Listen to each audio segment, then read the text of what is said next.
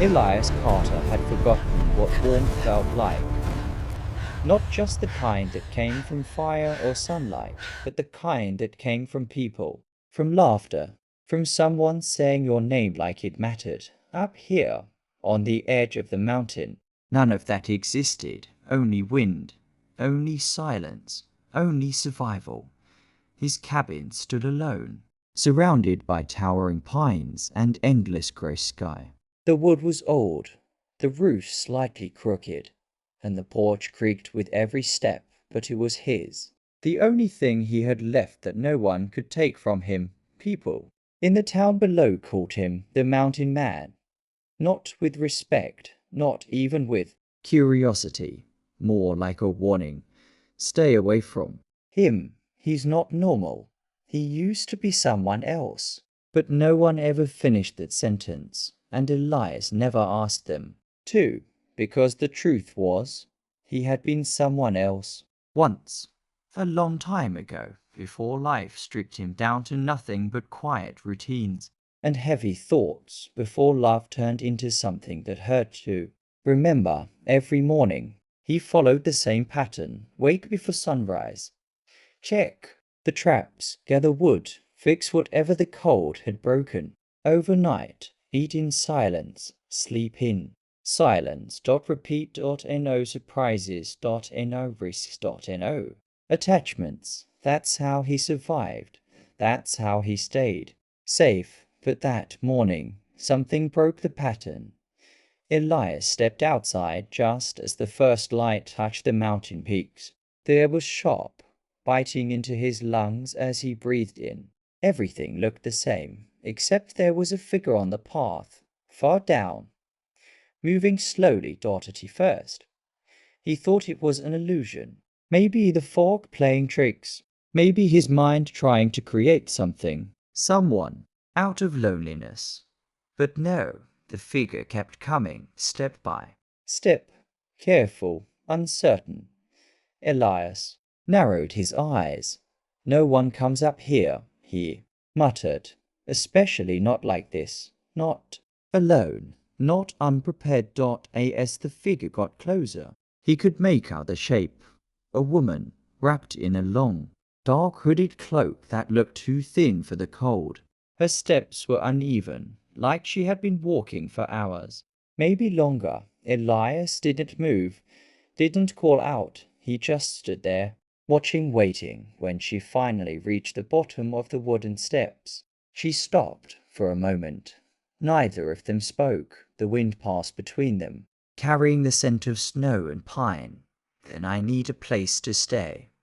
Her voice was soft, not weak, but tired. Elias crossed his arms. You're lost. No, then you're in the wrong place. No, she repeated calmly. I'm exactly where I need to be. That made him pause. There was something strange about the way she spoke.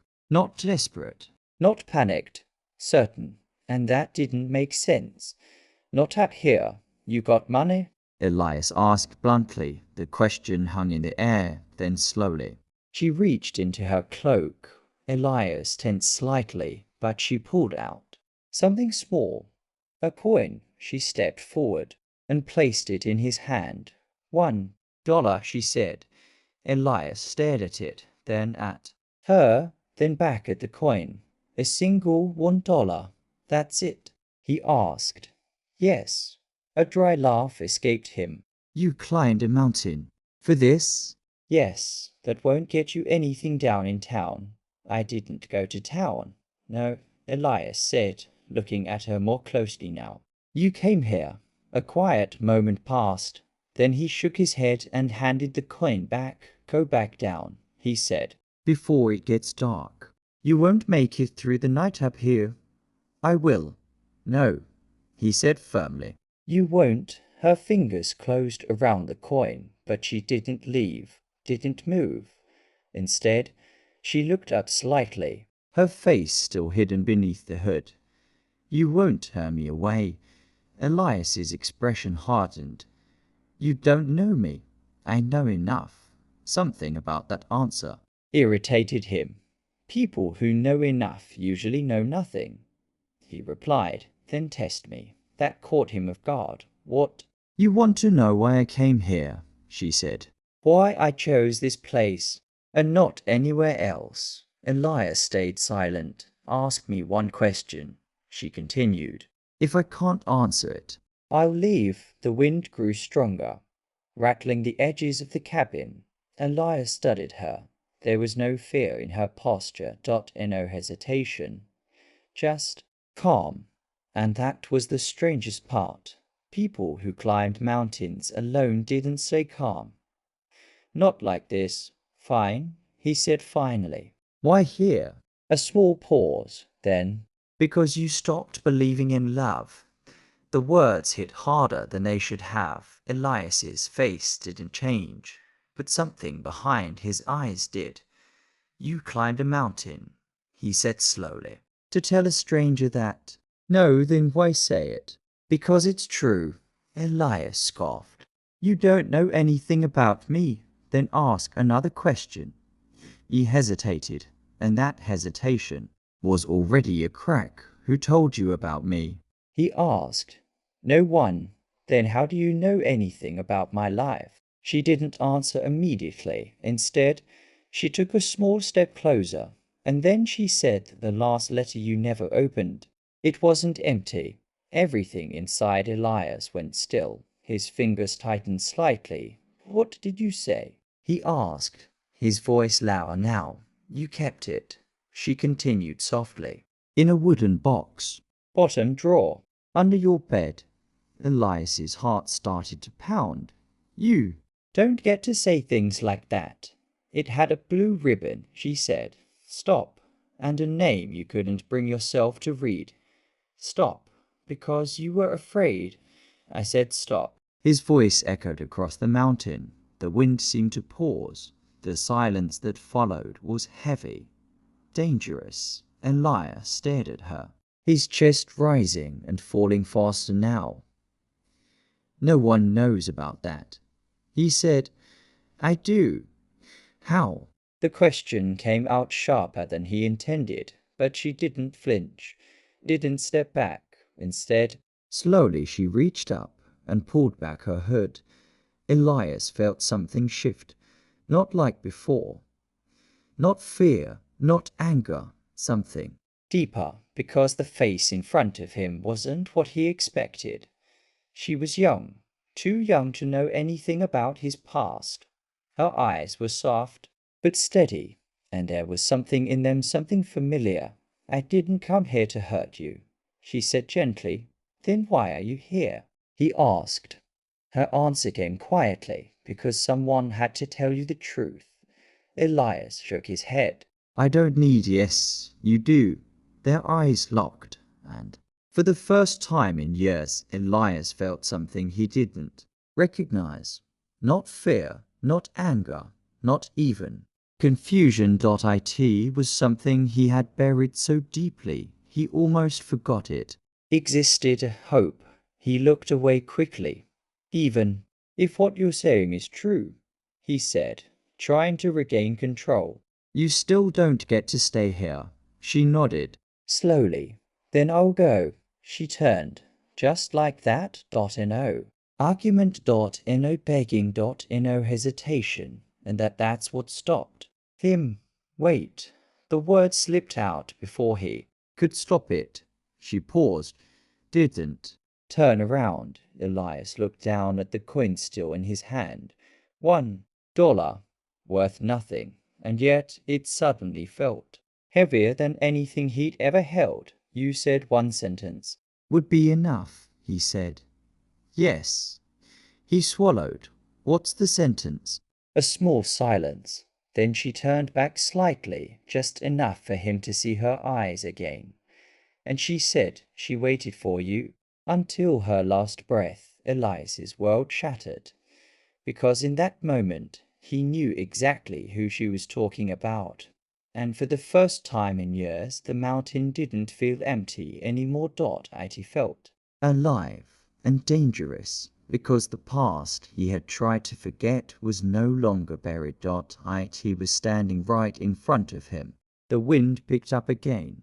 But Elias didn't feel it anymore. All he could hear was that sentence, "She waited for you," until her last breath. It echoed in his mind like something unfinished, like a door that had been locked for years, suddenly forced open. He stared at the woman. "You shouldn't know that," he said quietly. "I do." "How?" Her answer didn't come immediately. Instead, she studied him like she was trying to decide how much truth he could handle at once. "That depends," she said softly. "Do you want the truth, or the version you've been telling yourself?" Elias exhaled sharply. "I don't play games. Neither do I." Silence. Heavy, Elias clenched the coin in his hand. "Start talking." The woman took a small step closer, her boots crunching against the frozen ground. "You never opened the letter," she said. "I had my reasons." "No," she replied gently. "You had fear." That word hit harder than anything else. Elias looked away. "I wasn't afraid," he muttered. "You were terrified." He turned back sharply. "You don't get to tell me what I felt." "I don't have to," she said. "You're still feeling it." That shut him up, because deep down, he knew she was right. The cabin suddenly felt too small, too full of memories that didn't belong in the present. "Come inside," he said finally, not because he trusted her, but because he needed answers. And the cold outside was nothing compared to the storm building inside him, inside the cabin. The fire crackled back to life. Elias tossed in a few more logs, the flames rising and casting warm light across the wooden walls. The place was simple: one table, two chairs, a bed in the corner, shelves lined with tools and supplies. No decorations. No memories on display, except one thing. Small wooden drawer beneath the bed. The woman noticed it immediately. Of course she did. Elias followed her gaze, then looked away. "You've been watching me?" he asked. "No." "Then how do you know about the drawer?" She didn't answer directly. Instead, she walked slowly toward the table and sat down without asking permission. That alone would have annoyed Elias any other day, but today nothing felt normal. "You've spent years pretending that letter didn't matter," she said. "But you never threw it away." "I had no reason to." "You had every reason to." Elias leaned against the wall, arms crossed. "Enough riddles," he said. "Say it clearly." She looked up at him, and this time there was something softer in her expression, because it was from her. Elias's jaw tightened. "I know who it was from." "Then say her name." The room went quiet, too quiet. Elias didn't move, didn't speak, because saying her name made it real, made everything real. "I don't have to prove anything to you," he said finally. The woman nodded slightly. "You're right," she said. A pause. "Then prove it to yourself." That landed slow, heavy. Elias pushed himself off the wall and walked toward the bed. Each step felt harder than it should have, like something inside him was resisting, telling him to stop. Or leave it buried. But he didn't. He reached down, pulled open the drawer, and there it was, exactly where it had been for years. A small envelope, worn at the edges, tied with a faded blue ribbon. Elias stared at it. His fingers hovered just above it. "You kept it," the woman said quietly. "I told you I did, but you never opened it." Elias picked it up. It felt lighter than he remembered, and heavier at the same time. "I didn't need to," he said. "Yes, you did." "No," he replied, shaking his head. "I already knew what it said." The woman stood now, slowly walking toward him. "You assumed what it said." "I knew her." "Then you should know this," she said softly. Elias looked at her. "What?" She never said things the easy way. That was true, too true. Elias swallowed. His fingers tightened around the envelope. She was stubborn, he muttered. A faint smile touched the woman's lips. That's one way to say it. Elias glanced at her sharply. You talk like you knew her. The woman didn't answer. That silence said everything. Elias's heart started to beat faster. Who are you? He asked again, but this time the question carried more weight, more urgency. The woman stepped closer, close enough that the firelight reflected clearly in her eyes. You really don't see it? She asked. See what? She hesitated, and for the first time there was emotion in her face. Not calm, not control, something deeper, something personal. I came here because of her, she said. Elias frowned. That doesn't explain anything. It explains everything. No, he snapped. It doesn't. Another pause. Then she took a breath. My name is Aria. The name meant nothing to Oddity first. Elias blinked. Okay. And? Her eyes didn't leave his. She used to say that if she ever had a daughter. Elias froze. She would name her Aria. The world stopped. The fire cracked loudly in the silence. Elias's grip on the envelope loosened slightly. No, he said.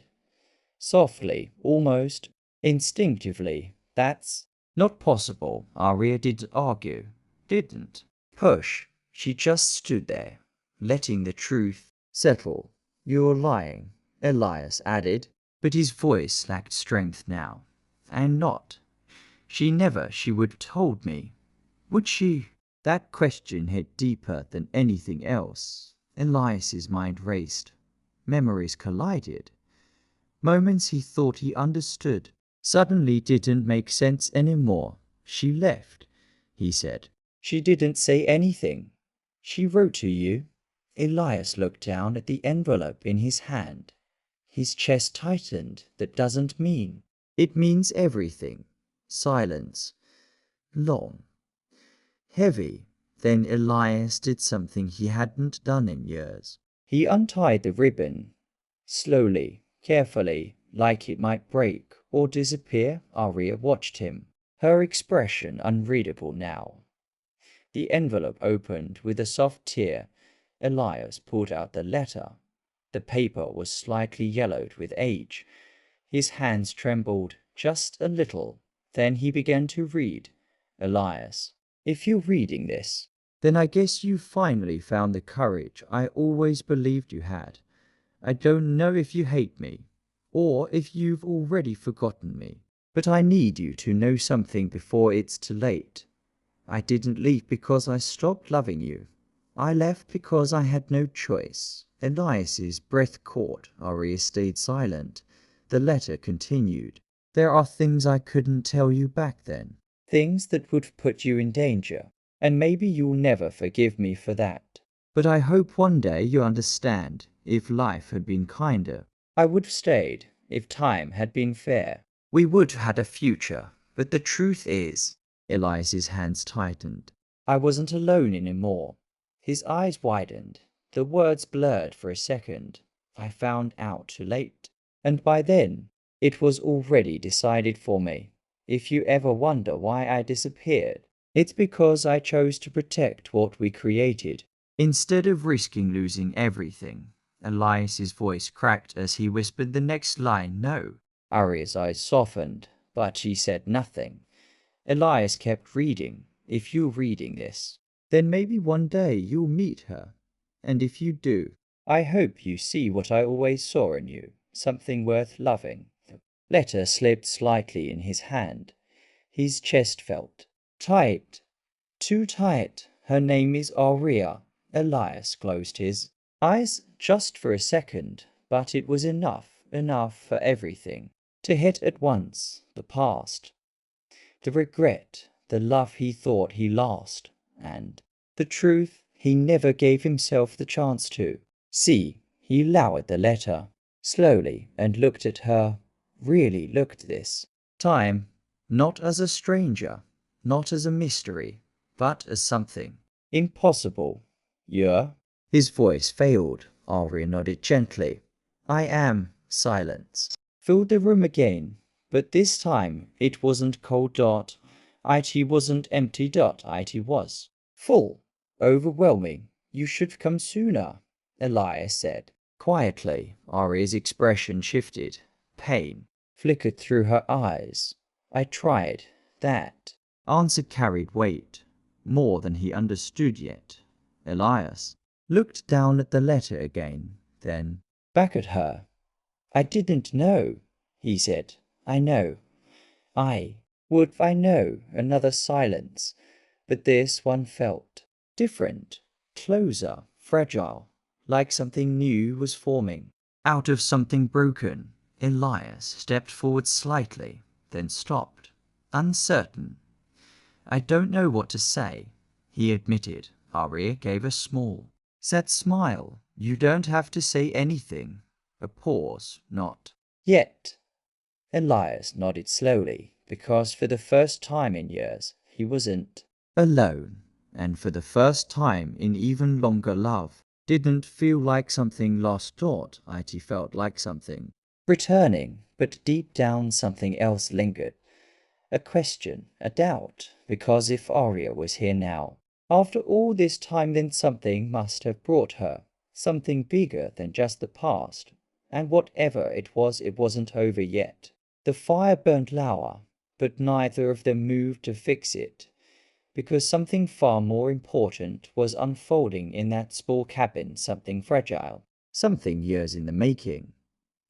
Elias sat down slowly on the edge of the bed. The letter still in his hand, Arya stood across from him, not rushing, not pushing, just there, waiting for him. And that alone felt unfamiliar. No one had waited for Elias in a very long time. You should have told me sooner, he said again, his voice quiet and now not angry, just heavy. Arya took a step closer. I didn't know where you were. I was here. You disappeared. Elias looked up. I didn't disappear. You did, she said gently. From the world.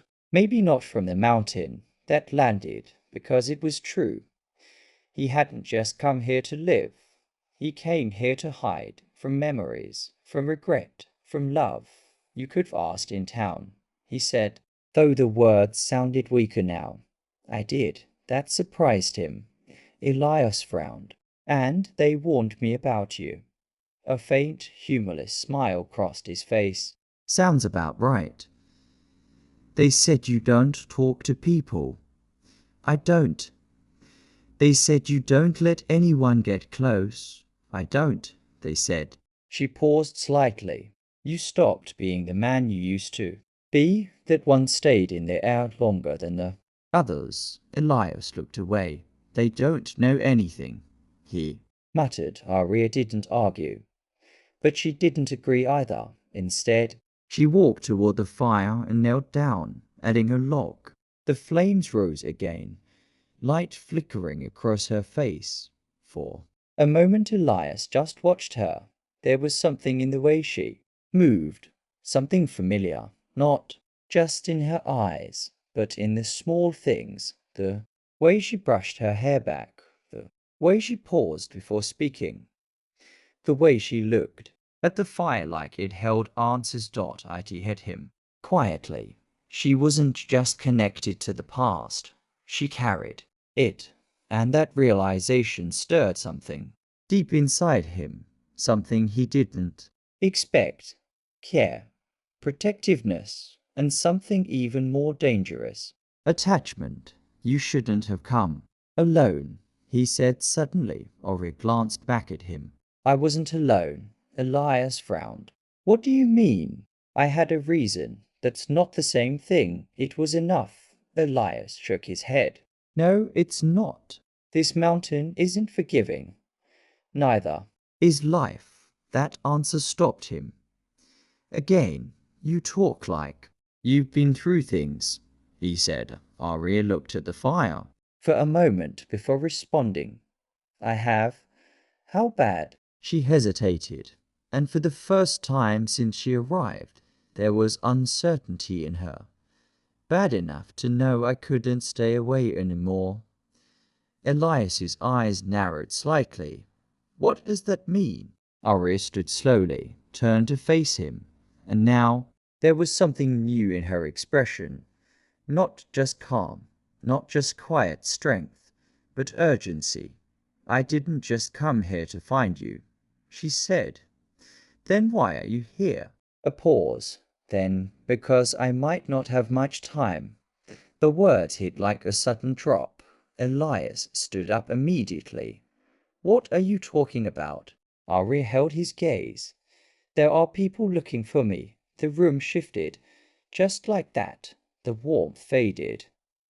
The air grew heavier. Who? Elias asked. I don't know exactly. That's not good enough. I know what they want. What? Her voice lowered. Me.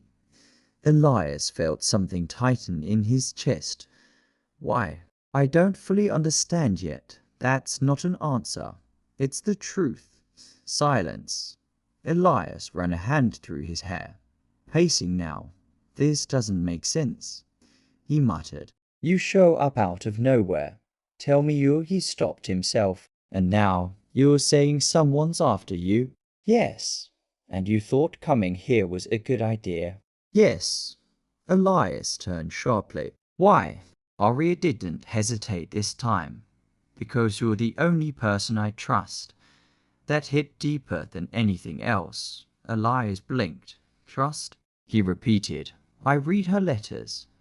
Arya said softly. All of them. Elias froze. All of them. He asked. Arya nodded. She never stopped writing about you. The air in the cabin felt different again. Softer, heavier. She said you were stubborn. Arya continued. Elias huffed slightly. That sounds like her. She said you push people away when you care too much. That one hit hard, and she said. Arya's voice softened. If anything ever went wrong, I should find you. Elias didn't know what to say. Didn't know what to feel, because the woman he loved, the one he thought left him, had still believed in him. Until the end. I don't deserve that kind of trust, he said quietly. Arya stepped closer. Yes, you do. You don't know what I've done. I don't need to. That's the problem, Elias said, his voice tightening. You should. Arya shook her head. No, she said. What matters is what you do now. That shifted something. Elias looked at her differently. Now, not just as a reminder of the past, but as something real, something present, something that needed him, and for the first time in years he felt it clearly. Purpose. I won't let anything happen to you, he said. The words came out. Firm, certain. Arya held his gaze. No.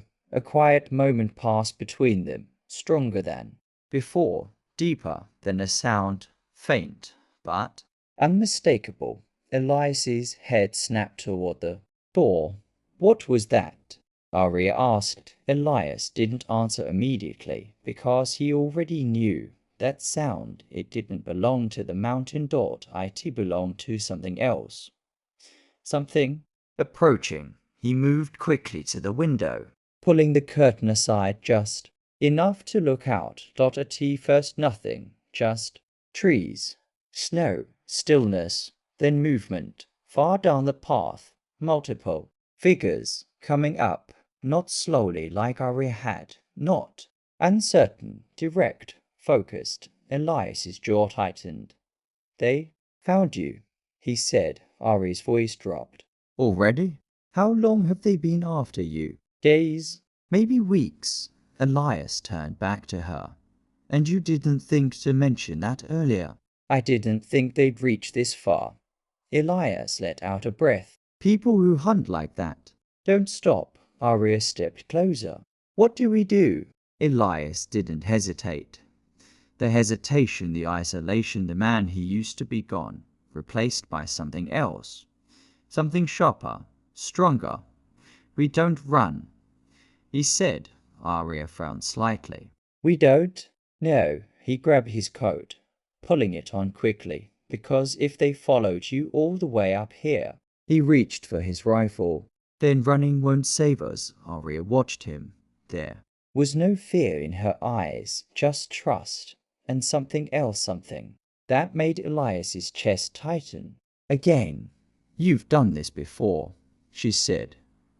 Elias paused, just for a second. Then yes. Not proudly. Not casually, but honestly. He looked at her. You stay behind me, no matter what. I can handle myself. I don't doubt that, he said. But right now, you don't have to. That landed. Soft, but powerful. Arya nodded. Okay. The footsteps outside grew louder. Now, crunching through snow. Closer. More of them than Elias expected. 3, 4, no more. Elias moved toward the door, his grip steady on the rifle. For the first time in years, he wasn't fighting just to survive. He was fighting for someone, and that changed everything. He glanced back at Arya one last time. You said you trusted me, he said. I do. Then believe this. A pause. I won't lose you. Arya's eyes softened, and for a brief moment the world outside didn't matter. Only this, only them, only the connection that somehow survived time, loss, and silence. Then a loud knock hit the door. Hard, demanding. The moment shattered. Elias turned back, raised the rifle, and stepped forward, because whatever was coming, it wasn't just a threat. It was a test of who he used to be and who he was willing to become. The knock came again, louder this time, more demanding, not the kind that asked permission, the kind that expected it. Elias didn't move immediately. His rifle was raised, steady, aimed straight at the door, but his mind wasn't on the men outside. It was on Arya, on everything that had just been revealed, on everything he had lost, and everything standing behind him now. You, stay back, he said quietly. Arya didn't argue, but she didn't step away either. I'm not leaving you, she said. Elias exhaled slowly. That's not what I asked. I know. A brief silence passed between them. Then the voice came from outside. Calm. Cold. We know you were in there. Elias's grip tightened. And we know she's with you. Arya's eyes flickered slightly, but she stayed still. Elias stepped closer to the door. What do you want? He called out. A short pause. Then the girl. Simple, direct. Elias almost smiled. Then, you climbed the wrong mountain. A faint chuckle came from outside. You always think this is about choice, the voice replied. Elias's expression hardened. Last warning, he said. Open the door. The voice continued, ignoring him completely. And this ends quickly. Elias leaned closer to the wood. No silence. Then a third knock, slow, heavy, final. Elias stepped back. He didn't need another warning. They weren't here to negotiate. They were here to take, and he wasn't going to let that happen. Not again. The first hit came from the side. The window shattered inward, glass exploding across the floor as one of the attackers forced his way through. Elias fired instantly. The shot echoed violently in the cabin. The man dropped, but two more burst through the door seconds later, splintering the wood like it was nothing. Elias moved fast. Years of isolation hadn't made him weak. It had made him sharp, precise, dangerous. He swung the rifle, striking one attacker across the face before firing again at close range. Another body hit the ground, but they kept coming. More shadows filled the doorway. Too many. Elias's breath grew heavier, not from fear, from focus. Behind him, Arya grabbed a piece of broken wood, holding it like a weapon. Stay back, Elias snapped. I'm not helpless. She shot back. I know, he said, firing again. But I'm not losing you. The words came out without thought, without hesitation, and that changed something. Even in the middle of chaos, even with danger closing, in those words mattered. Arya felt it, and so did Elias. Another attacker lunged. Elias dodged, slamming him into the wall. The cabin shook with the impact. Everything was happening fast, too fast, and then the man from before stepped inside. The leader, calm, untouched by the fight, like none of this concerned him, still protecting things that aren't yours, he said. Elias turned toward him, breathing hard. She's not a thing. The man tilted his head slightly. No, he said. She's much more valuable than that. Arya stepped forward now, her voice steady. Why are you doing this? The man looked at her, and for the first time there was something different in his expression. Not anger, not urgency, but interest. Because, he said slowly, you were never meant to exist. Silence hit the room. Elias frowned. What does that mean? The man ignored him. His eyes stayed locked on Arya. You're a mistake, he continued. A loose end that should have been erased years ago. Elias stepped in front of her instantly. Try it. The man smiled faintly. You don't even understand what you are protecting. Then explain it. Another pause. Then you weren't just some man she loved, the leader said. You were part of something bigger. Elias's jaw tightened. I don't care. You should. I don't. The man sighed slightly. That's always been your problem. Elias raised the rifle again. No, he said.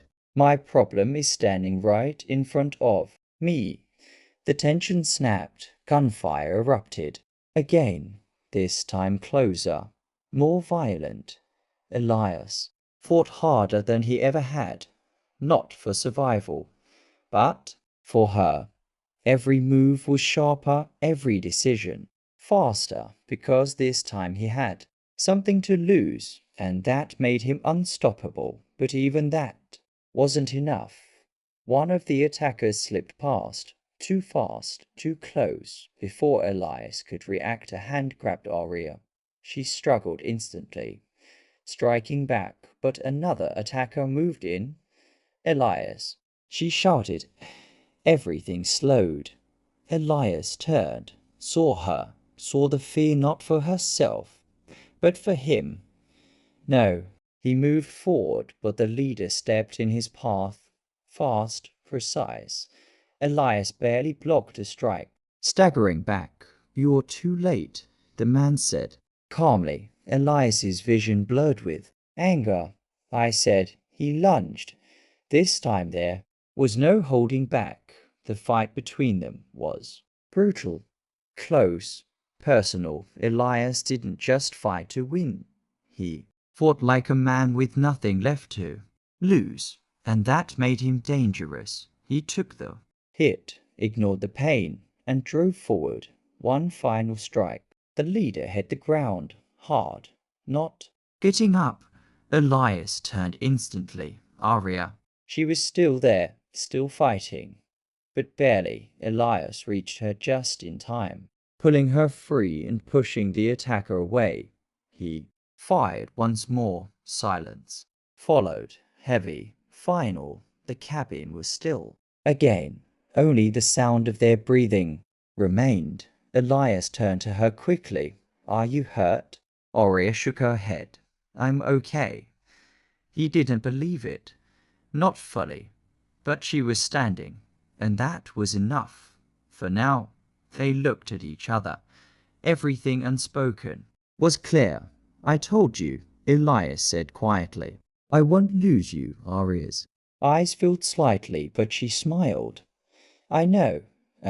Pause. Then she stepped closer, closer than before, and for the first time, there was no distance between them, not from the past, not from fear, not from doubt.